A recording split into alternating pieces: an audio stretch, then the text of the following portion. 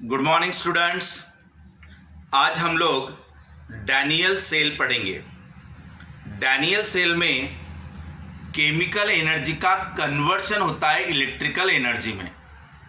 ZnSO4, CuSO4 ऐसे chemical का इस्तेमाल किया जाता और ये केमिकल्स आपको इलेक्ट्रॉन का फ्लो मिला के देते हैं। अब इलेक्ट्रॉन का फ्लो हो रहा है यानी करंट फ्लो हो रहा है। सो केमिकल का इस्तेमाल करके इलेक्ट्रिसिटी प्रोड्यूस करना यानी क्या हुआ, conversion of chemical energy into electrical energy is the cell. Clear यहां तक? अब डैनियल सेल कैसे वर्क करता है ये हम लोग देखेंगे। बेटा इसमें स्पॉन्टेनियस केमिकल रिएक्शंस होती है, अपने आप रिएक्शन स्टार्ट हो जाती है इसमें।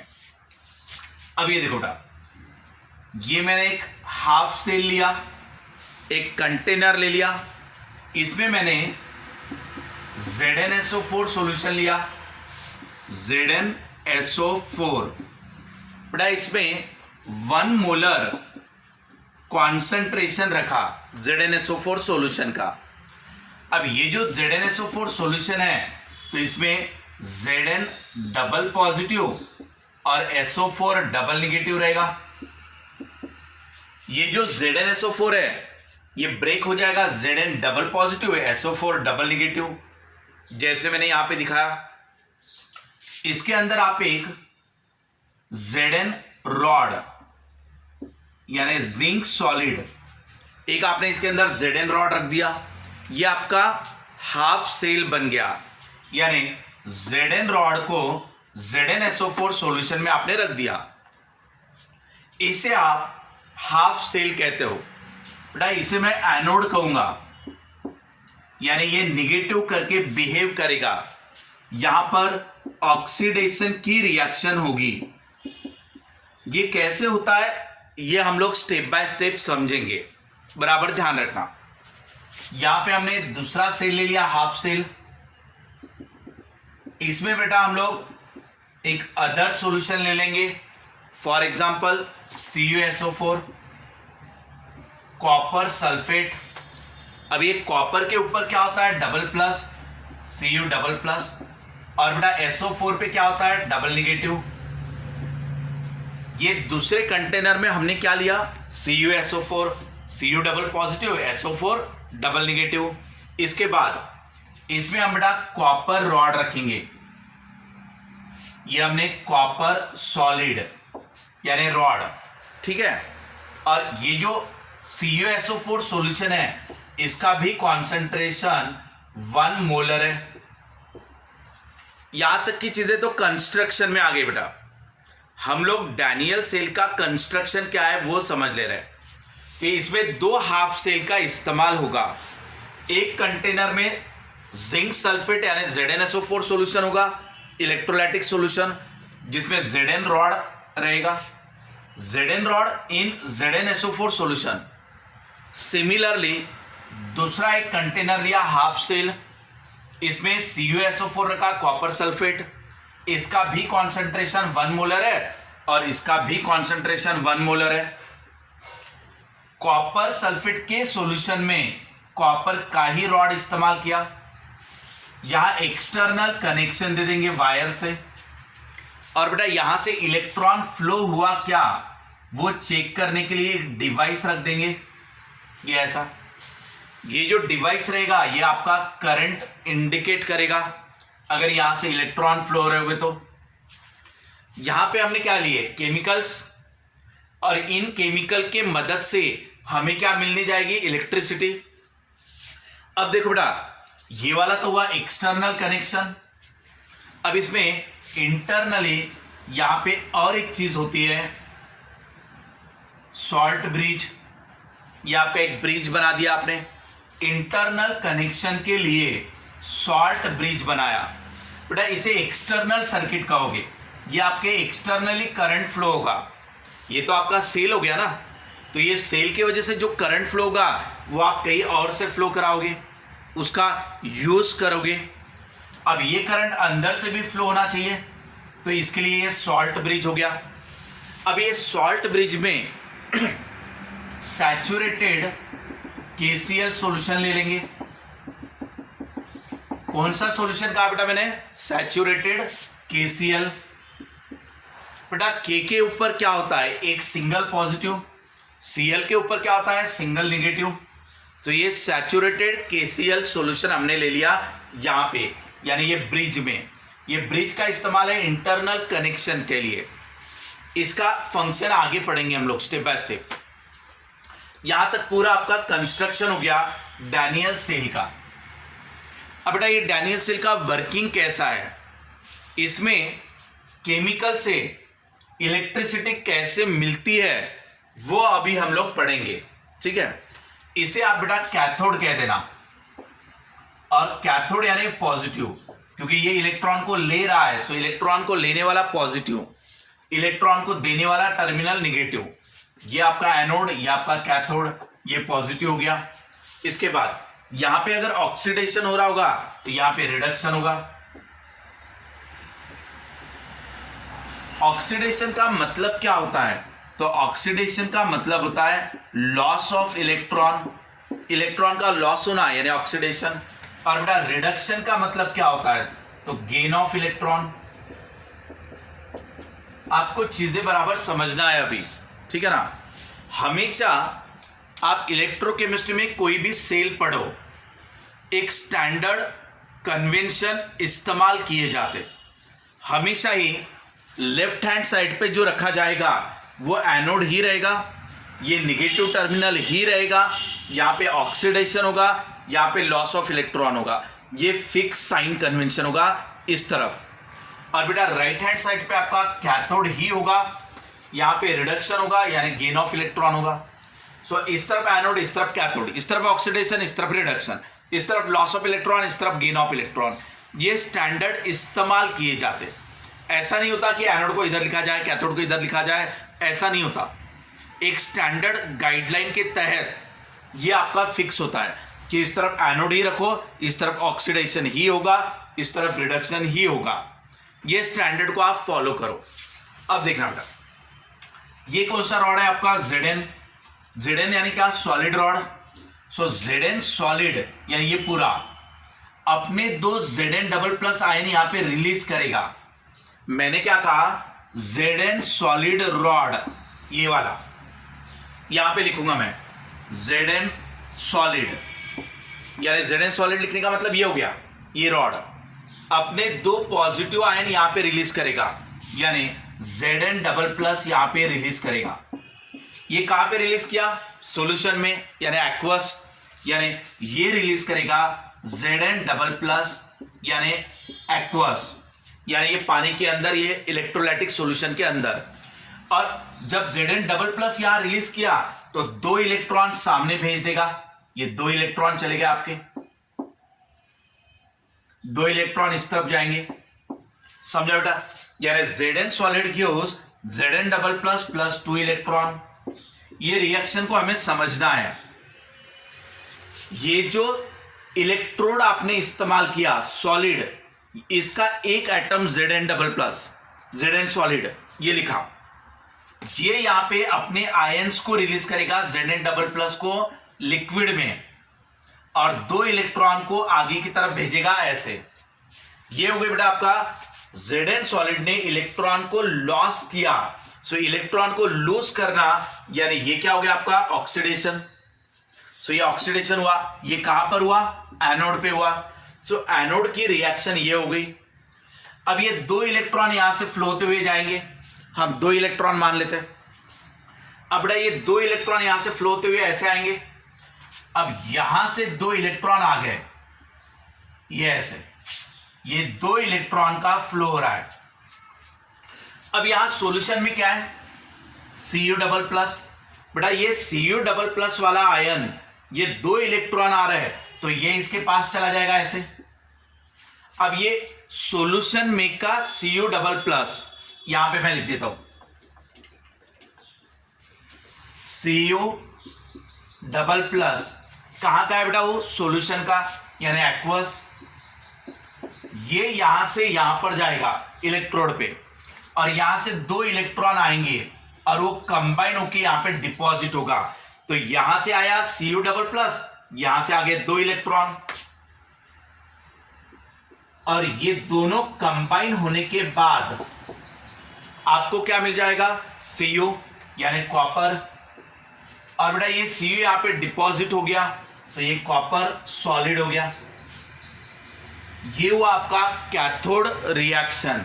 यहां पे देखना, आयंस आया, इलेक्ट्रॉन्स को लिया, और आपका Cu सॉलिड बन गया, और सॉलिड बन के यहाँ पे डिपॉजिट हो गया। सो यहाँ पे एक्वस लिखना है क्योंकि ये लिक्विड में का है, ये यहाँ पे जाके डिपॉजिट हो गया सॉलिड बन के, ये ऐसे।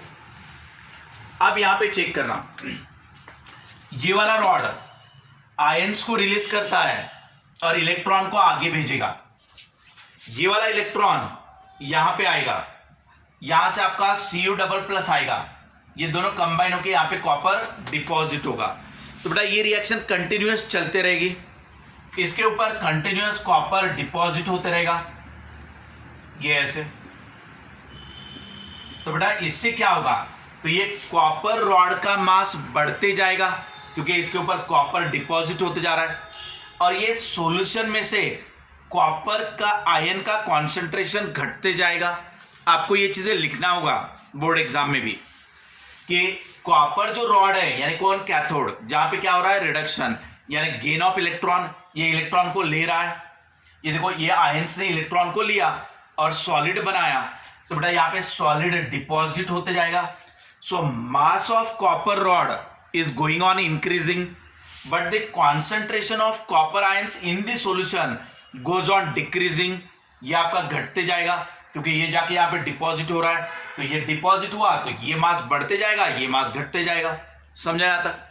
बट यहाँ पे देखो बेटा, ये जो Zn सॉलिड है, तो यहां से Zn सॉलिड आयंस यहां पे रिलीज किया, तो यहां से Zn एटम कम होने लगा, तो ये जो इलेक्ट्रोड है, ये इलेक्ट्रोड आपका धीरे धीरे कम कम होने लगेगा, ये ऐसे। ये आप देख लो बेटा, तो यहां से ये Zn रॉड Zn आयंस को यहां भेजते जा रहा है, तो इसका मास घटते जाएगा। सो जिंक रॉड जो है उसका मास डिक्रीज होते जाएगा, बट ये Zn आयंस को यहां पे रिलीज कर रहा है, तो यहां पे Zn आयंस का कॉन्सेंट्रेशन बढ़ते जाएगा। तो एट द एनोड पे क्या हो रहा है कि सॉल्यूशन में Zn प्लस आयन का कॉन्सेंट्रेशन बढ़ते जाएगा और Zn रॉड का मास घटते जाएगा। समझा इतना? इसके बाद अब देखो बेटा, यहां से तो पॉजिटिव आयन चला गया और जाके यहां पे डिपॉजिट हो गया, तो यहां तो 2 पॉजिटिव कम हो गए। ये वाला डबल प्लस अगर 2 इलेक्ट्रॉन को लेके सॉलिड बनाएगा, तो बेटा यहां के तो 2 प्लस चले गए ना, तो यहां पे 2 प्लस आना चाहिए to maintain the electrical neutrality. तो यहां का जो पॉजिटिव आयन है यानी कौन, K प्लस, तो बेटा 2 K प्लस यहां पर फ्लो होते हैं। फिर यहां पे कौन आए, जैसे यहां से Cu डबल प्लस 2 प्लस चले गए, तो ये 2 प्लस चले गए तो इसके अंदर 2 प्लस लाने का काम ये सॉल्ट ब्रिज करेगा, जिसमें सैचुरेटेड KCl सॉल्यूशन है। तो यहां के 2 K प्लस यहां पे फ्लो होके आ जाएंगे, तो यहां पे 2 प्लस वापस से आ गए सेम। अब यहां पे क्या हुआ बेटा, यहां पे तो डबल प्लस एक्स्ट्रा जुड़ गए, ये तो पहले से ही था, उसमें एक्स्ट्रा ये वाला जुड़ गया, तो यहां पे तो 2 प्लस ऐड हो गए। तो ये 2 प्लस को गायब करने के लिए यहां से 2 Cl माइनस आएंगे, यानी ये 2 Cl माइनस, ये ऐसे आएंगे। अब इसके अंदर 2 निगेटिव आयन आ गए यहां से और ये 2 पॉजिटिव आयन्स आ गए, तो ये भी न्यूट्रलिटी अपनी मेंटेन रखेगा, इलेक्ट्रिकल न्यूट्रलिटी। तो ये फंक्शन होता है आपका सॉल्ट ब्रिज का। सो सॉल्ट ब्रिज इनके अंदर के पॉजिटिव आयन, यहाँ के निगेटिव आयन जो भी रहेंगे उनको एज इट इज मेंटेन करने का काम करेगा। यहाँ पे निगेटिव आयन भेजेगा, यहाँ पे पॉजिटिव आयन भेजेगा। सो ये अंदर से फ्लो को मेंटेन कराएगा, कौन, सॉल्ट ब्रिज। सो बेटा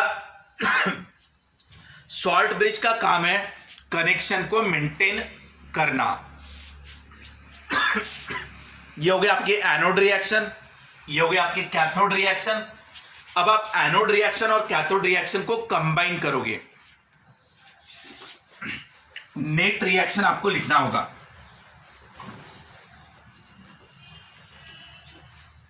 अब हम लोग यहां पे लिखेंगे नेट रिएक्शन। अब नेट रिएक्शन में ये वाला ले लो, Zn solid gives Zn double plus 2 electron और Cu डबल प्लस 2 इलेक्ट्रॉन।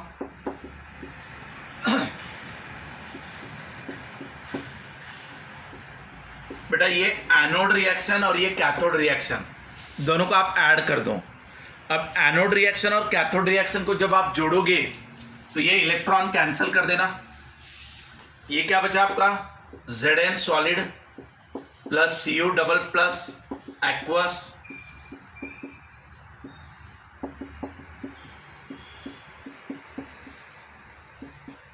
बेटा ये नेट रिएक्शन का भी मीनिंग समझना आप। Zn सॉलिड ये वाला, इसने यहां ये रिलीज किया, यहां से इलेक्ट्रॉन भेजे, ये यहां चला गया, इलेक्ट्रॉन यहां पे आया, ये यहां पे डिपॉजिट हो गया। यही आपका नेट रिएक्शन में दिख रहा है। आपको anode reaction, cathode reaction, net reaction बनाना होगा। अब बेटा सेल का रिप्रेजेंटेशन कैसे रहेगा? सेल रिप्रेजेंटेशन बहुत जरूरी चीज है, आपको सेल रिप्रेजेंटेशन बताना होगा। अब देखना मैं आपको सेल रिप्रेजेंटेशन कैसे लिखना चाहिए वो बताता हूं।